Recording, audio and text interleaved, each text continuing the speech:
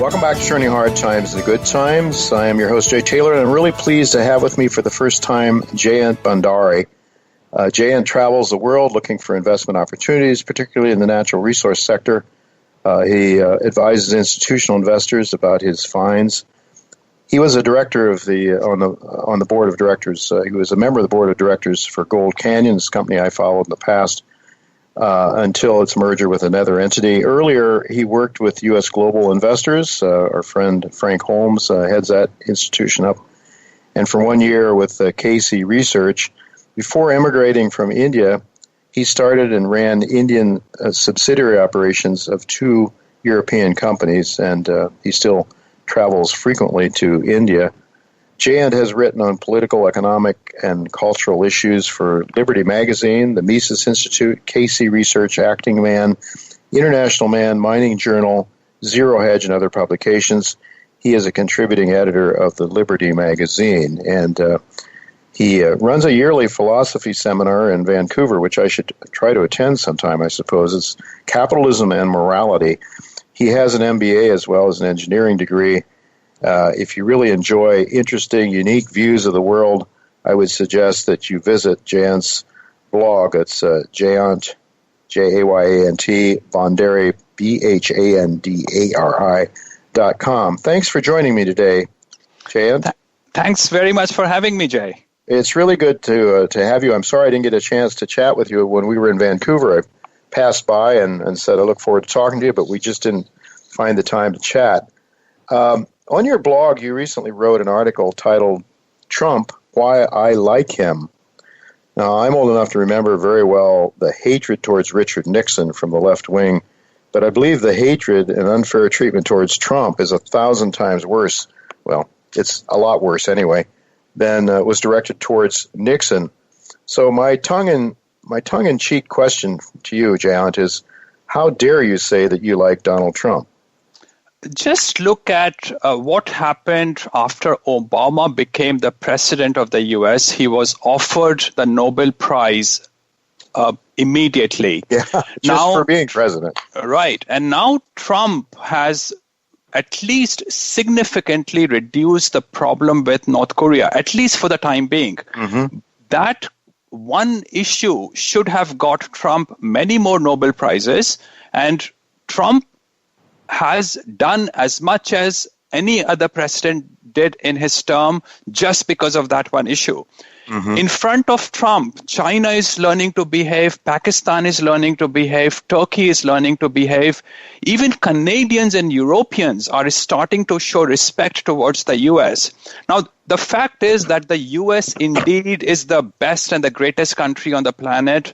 And this does not mean that US should be a bully, but it does mean that when US does charity around the world, US should at least not be embarrassed about it.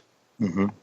And Trump is ensuring that people at least show respect towards him and the US for all the work that the US does in the world. You've made some statements that the United States should, or some things that you've written has to do with a lot of things about third world countries. You come from India, and immigration is something that I believe, if I understand you correctly, you're quite convinced needs to be controlled. And talk to us a little bit about the problems of uncontrolled immigration and what it does to a society, to the Western world anyway. Jay, multi-ethnic societies really don't work. Immigration should not only be controlled, they should actually almost completely stop immigration. If you want to protect your society from turbulence, from civil social problems, look at what is happening in Brazil, look at what is happening in Venezuela, look at the worst experiment in multi-ethnic society, which is India. These societies are in complete chaos, and you really don't have a solution anymore. Once people have got mixed up on a multi-ethnic basis, you can't really undo the damage. You don't really want too many poor people in the Western world. In fact, you don't even want too many smart people in the Western world, because when too many smart people come to the Western world, this means that the leadership structures of those third world countries get destroyed. For example, in India, the government has become increasingly brain dead because the best Indians have left India for the US and other Western countries. Yes, the brain drain from the third world countries, and then those countries suffer as a result of it. In your article about why I like Trump, of course, immigration was one of the issues, and you talk about the intransigence of immigrants. And if I understand what you're saying here, is that they tend not to assimilate. They tend not to learn the language, to respect the laws, and the second generation, you say, even becomes worse. Could you talk about that a little bit? Yeah, there is data on North Africans in Denmark or Holland, which shows that crime actually tends to increase among immigrants in the second and the third generation. Now, here is the problem. When these poor people come and become ghettoized, what happens is that not only they, in the second generation, they don't have gratitude towards the host country. In the second generation, they sort of have a romantic notions about the countries that their parents left behind, emigrated from. As a result, these people are not rooted in either the country they live in or the countries that their parents left behind. And they have this confused mentality, and that is what you see with migrants in Europe. They have not become European, and they might be actually more fanatic than people in Pakistan or in the Middle East or in North Africa might be. Because they feel alienated in a culture that they're not really suited for or not trained for. That is one thing. And also another thing is that their culture requires a kind of heavy-handed police state. Now, in the Western world, you don't really have a heavy-handed police state. So if you don't have a heavy-handed police state to keep these people within control, they actually become very wild and chaotic. And as a result, some of the biggest emerging crime happening in Europe and actually even in Canada is because of second and third generation migrants. And yes, I mean, we're seeing, all manners of issues. Why do you think, turning to the United States, why do you think we are seeing such a resistance? I mean, aside from the hatred for Trump, such a resistance from the left to try to stop immigration? This is so ironical, Jay. The reality is that the biggest beneficiary of Trump becoming the president has been Hispanics and African American. The underclass has been the biggest beneficiary. Unemployment has fallen hugely as a result of what Trump has done. Now, maybe there's not a direct causal relationship, but that actually has happened. The problem is that the left should never have been given the power to vote. The reason I don't like democracy, because the left believes in the nanny state. The left does not want to be leaders. They want free stuff. People expecting free stuff should never, ever have the power to vote. And left will always oppose anything that tries to improve the society in the long term, but must suffer in the short term because the left is short-termistic. It has a very high time preference. I'm not quite sure if I know you would consider yourself a libertarian. Absolutely. I'm an anarchist. I don't believe in the concept of the government, and that makes it very strange because I have become a fan of Trump. The fact is, Jay, that we can't get rid of the government today or tomorrow. There is a huge process we must go through from point A to point B. We have to navigate across rocks and islands to be able to get to point B, and that means that the government is here. It will stay here for now.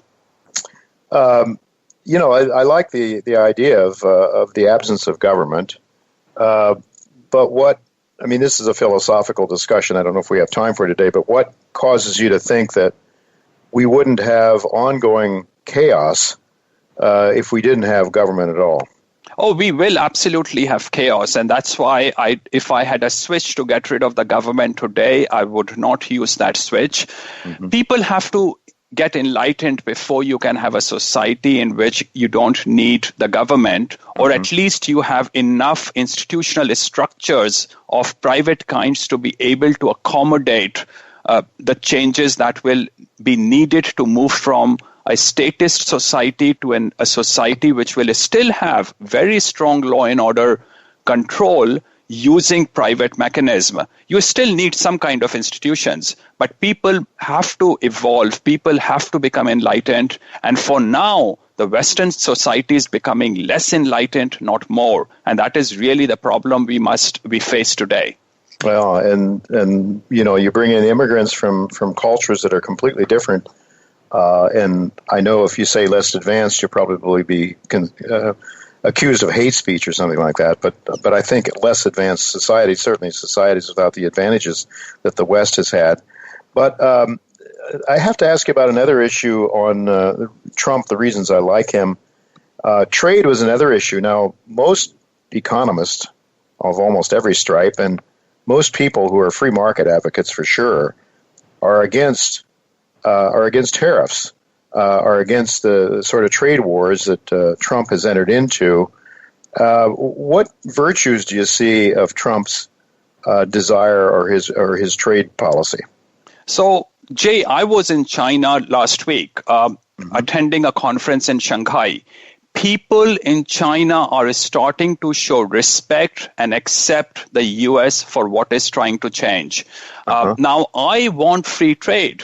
But having said that, as I said, if you want to go from point A to point B, you sometimes have to retrace, you sometimes have to go around the rocks, sometimes around the islands. And I think this is what Trump is trying to achieve. There was a huge amount of trade surplus from China.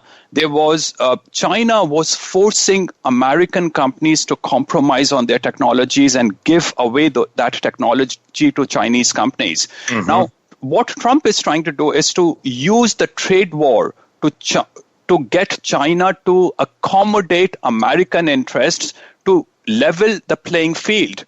American presidents before Trump were groveling in front of China and many other countries, and that should have stopped, and that has stopped. And China is now starting to realize that their economic growth is starting to slow down, and they have to come to the negotiating table. And Americans and the Western world should thank Trump for organizing that negotiating table. It would be interesting to ask your thoughts then on China. You wrote an article or a blog, and by the way, I should tell our listeners that they should avail themselves to your blog. It's Jayant Bhandari. Let's say that the website is Jayant Bhandari. It's your name.com, right? And you write there frequently, don't you? You write some very interesting things. How often do you put out a piece there? I tend to write some thoughts on politics and give some recommendation on stocks about once in 2 weeks. Okay. And an article that you wrote, I'm not sure exactly the date of this, but China, sometime towards the end of last year, I think, China to continue to grow exponentially, you said. Now, in light of the issues you just talked about, the trade issues, do you still see that happening? And you seem to be very, very bullish on China relative to India, let's say. Well, I am not bullish on India at all. India is imploding. So are rest of the third world countries. The only third world countries that has the possibility to become a developed country is China. China is changing rapidly. I have been going to China for the last 12 years, and every time I go to China, China is a better country. Chinese people are improving culturally. Chinese cities are becoming cleaner and nicer. Chinese pollution is falling rapidly. So China is improving very rapidly. If you look at economic growth, you look at consumption of commodities, virtually everything has China behind it. And this change has actually been exponential. Economic growth, consumption of copper, consumption of steel and coal. Whatever you look at it, China has been behind changing the world for the last three decades. So to what the dollar? How do you see the dollar? Oh, I know what I want to ask you next. You talked about problems in the third world leading to rising gold prices. Could you comment on that a bit? So a lot of people people I engage with in the mining industries and commodity industry think that it is the US dollar related problems that will lead to consumption of gold in the future. My view is that is not necessarily the case. US is still among the very best countries on the planet. It is a big economy, and US dollar is seen as gold by people, let's say in Turkey, in the Middle East, in Africa, in the Indian subcontinent. What will increase demand for gold is the fact that countries in the Middle East are imploding. Countries in the Indian continent are imploding. And these are the people, when they realize that their savings do not generate a real rate of return, will actually bring back their money from so-called investments to gold again. Gold consumption on per capita basis, if you adjusted that for GDP per capita, has been falling in these countries for the last 3 decades because people in the third world thought that investing in their own economies generated a return. Now they are realizing that it is not generating a return, and these are the people who will then start to buy more and more amount of gold as time passes by. So you see that then having an adverse impact on the dollar then as well? A lot of dollar investments being sold, gold being bought? No, not really, because American economies is still a massive, massive economy. These countries are very small countries in comparison. It is very funny, Jay, that this morning I was reading an article comparing Rwanda with America and how growth rate in Rwanda was so much better than that of America. Now you only have to spend about 3 minutes in Rwanda to understand that you have to be partly stupid to compare Rwanda with America. America is a high-tech country. Rwanda is subsistence farmers and cattle herders. You can't really compare these two countries. What happens in Rwanda or Ethiopia makes really no influence on the U.S. So no, American dollar is not dependent on the third world people. I'd like to get some of your thoughts on the junior mining sector. First of all, you were up there in Vancouver, where I was last weekend. Did you see anything that you found interesting? There are several companies that I'm invested in and continue to add to my positions. There's a company called FPX Nickel, a company that I have been invested in for a long time. The ticker is FPX in the venture exchange. There's a company called Amarillo Gold with a very nice project in Brazil. Of course, there's a risk of jurisdiction there, but they, in my view, have a very nice upside. So there are a few companies that I met, which I can continue to believe will do very well in going forward. And you share some of your thoughts on those companies at your blog, I guess, on your blog. I released that last evening, so the companies that I mentioned in my speech are also on my website today. Yeah. Okay, good, excellent. Question about uranium. We had Uranium Energy Corporation up there, UEC. Amir Adnani was a speaker at the conference. I don't know if you listened to that or not, but what are your thoughts about uranium? It seems as though after many, many years, there may be some improvement for uranium miners. There are not too many of them around, of course. I am not optimistic about uranium, Jay, to be very honest. Firstly, there are many reasons why, in my view, that won't happen. Firstly, sun-based and wind-based energy is rapidly falling in cost, which means that once you have developed enough storage capacity and storage technology and technology for transmission, the future likely belongs to sun and wind energy. Also, uranium mines have to get uranium price at least twice or thrice as much as what it is today before many of these mines start to make a profit, which means that I'm better off investing in uranium physical if I'm at all bullish about uranium, because I will have made 200% profit before investors in mining would be able to break even. With just about a minute and a half left or so, you wrote an article, The Top Mistakes Investors Make. Would you care to share a couple of those ideas with us? Firstly, I don't like to speculate in commodities. I have hardly met anyone who can actually successfully speculate in commodities. But if one thinks that one can speculate in commodities, one should stick with speculate in commodities by trading in the futures exchange. Do not try to use mining companies as vehicles for speculation, and do not try to look for leverage in mining companies, because this cocktail is a disastrous cocktail, and that has been the reason why so much of malinvestment has taken place in the mining industry. People actually, because there's so many things that can go wrong in a mining project. Even one that's up and running successfully has issues.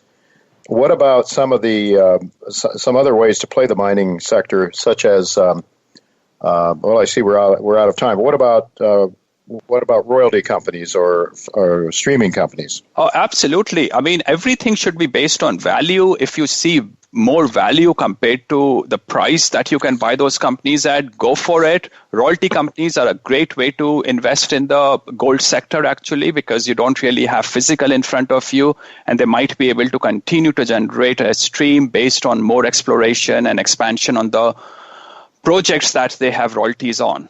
All right, we'll have to leave it go at that. Thank you so much, Jayant, for being with us. It's a pleasure. We'll have to do it again sometime soon.